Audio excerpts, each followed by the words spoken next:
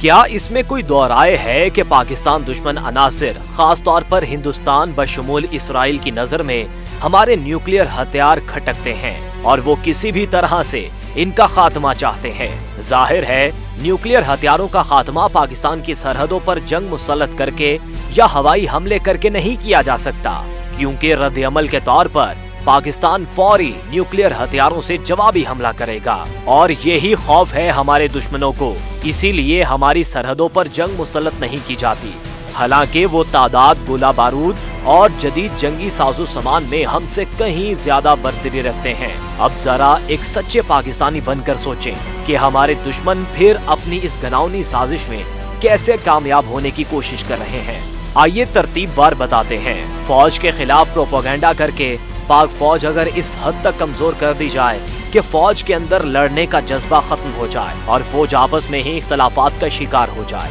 فوجی قیادت کو نااہل، لالچی، انسانی حقوق کی دشمن اور دشمن یا دوست نما دشمن کا ایجنٹ قرار دیا جائے، فوج کے ہر فیصلے پر پروپیگنڈا کر کے شدید تنقید کی جائے، ریاست کے امور چلانے والے ہر مضبوط ادارے کے خلاف اس قدر پروپیگنڈا کیا جائے کہ وہاں کام کرنے والے بددل یا باغی ہو جائیں، ملکی اور غیر ملکی میڈیا چاہے وہ ٹی وی چینلز ہوں یا سوشل میڈیا، انہیں بدترین پروپیگنڈے کے لیے استعمال کیا جائے، سازش کی مخالفت میں بولنے والوں کو بد کردار اور لالچی اور حق میں بولنے والوں کو ہیرو بنا کر پیش کیا جائے، لابنگ فرمز کے ذریعے مقامی اور بین الاقوامی اداروں، تھنک ٹینکس میں پیسہ لگا کر پاکستان کی سالمیت، فوج اور حکمرانوں کے خلاف پروپیگنڈا کرا کر غیر ممالک کے حکمرانوں کو پاکستان کے ساتھ تعلقات بنانے سے روکا جائے، عوام کو کبھی مذہب، کبھی فرقے بازی اور کبھی لاسانیت کی آگ بھڑکانے کی طرف راغب کیا جائے، مسلسل منفی گفتگو کر کے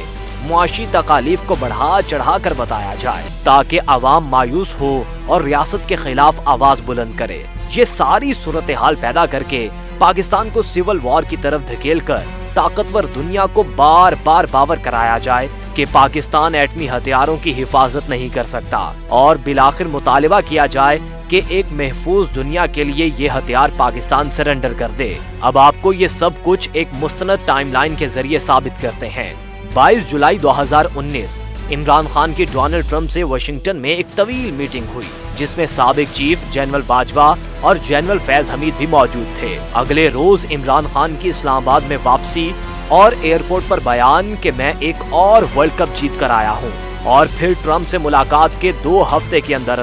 5 اگست والے دن بھارت کا کشمیر میں نافذ آرٹیکل 370 ختم کر کے کشمیر کو متنازع علاقے کے بجائے بھارت کا ہی حصہ قرار دینا اور اس پر پاکستان کا کوئی احتجاج نہ کرنا، بلکہ وزیر خارجہ شاہ محمود قریشی کا بیان دینا کہ دنیا ہماری سن ہی نہیں رہی، اور پھر اس کے انعام کے طور پر چند دنوں کے بعد جنرل باجوہ کا مزید 3 سال کے لیے آرمی چیف مقرر ہونا، کچھ اور عرصہ گزرنا اور عمران خان کا ایک غیر ملکی میڈیا گروپ کو بہت واضح انداز میں کہنا کہ ہم چاہتے ہیں کشمیر کی وجہ سے دونوں ممالک میں اختلافات نہ ہوں اور دونوں ممالک کبھی جنگ نہ کریں، اور اگر جنگ نہیں کرتے تو ہمیں نیوکلیئر ہتھیاروں کی بھی ضرورت نہیں۔ اسی دوران کسی اور میڈیا گروپ کے ساتھ بات کرتے ہوئے یہ کہنا کہ کوئی پاکستانی بھارت جا کر کشمیر جا کر اگر جہاد کرتا ہے تو غلط ہے۔ اسی دوران ہائی لیول میٹنگز میں بات کرتے ہوئے بار بار یہ کہنا کہ ہمیں یہ پالیسی بنانی ہوگی کہ ہم کبھی بھی ایٹمی حملہ کرنے میں پہل نہ کریں،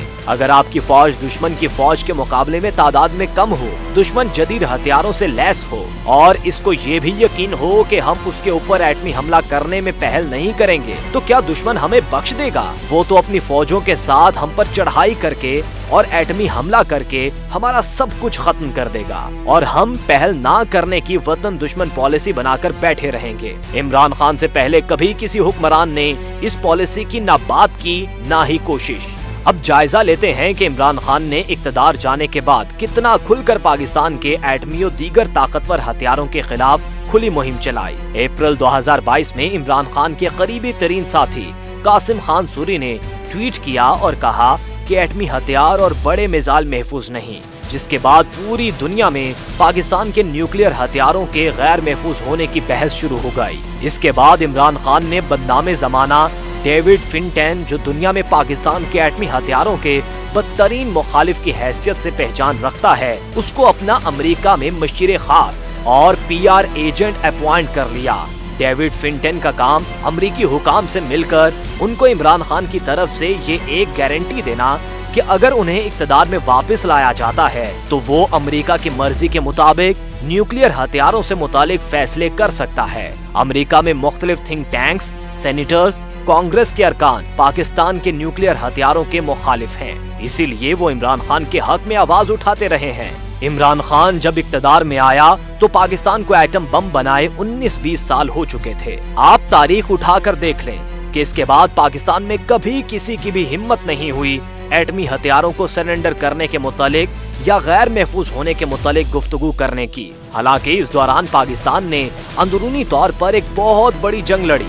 दहशतगर्दी के खिलाफ हजारों सिक्योरिटी फोर्सेस एहलकार और सिविलियन जान से गए, मगर पिछले 5 साल में 5000 दफा न्यूक्लियर हथियारों के गैर महफूज होने या जरूरत ना होने की बहस न सिर्फ छेड़ दी गई, बल्कि बतौर वज़ीर आज़म इमरान खान ने बयान दिया कि हमें न्यूक्लियर हथियारों की जरूरत नहीं है, जिससे इन हथियारों के मुखालिफिन को मजीद शय मिली। जरा सोचें, इतनी बदतरीन दहशतगर्दी की जंग लड़ने में मसरूफ होने और बदनामे जमाना अरब स्प्रिंग आने के बावजूद दुश्मन हमारी सरहदों पर जंग सिर्फ इसलिए मुसल्लत ना कर सका क्योंकि हमारे न्यूक्लियर हथियार हमारी सबसे बड़ी हिफाजत हैं, जिनकी हिफाजत पाकिस्तान की फौज कर रही है। इसीलिए फौज को अंदरूनी तौर पर कमजोर करने की ये सारी साजिशें रचाई जा रही हैं ताकि न्यूक्लियर हथियार तक पहुंचने का रास्ता बनाया जा सके। हमें बतौर सच्चे पाकिस्तानी इन न्यूक्लियर हथियारों के खिलाफ प्रोपेगेंडे की मजम्मत करना होगी, इसे रद्द करना होगा।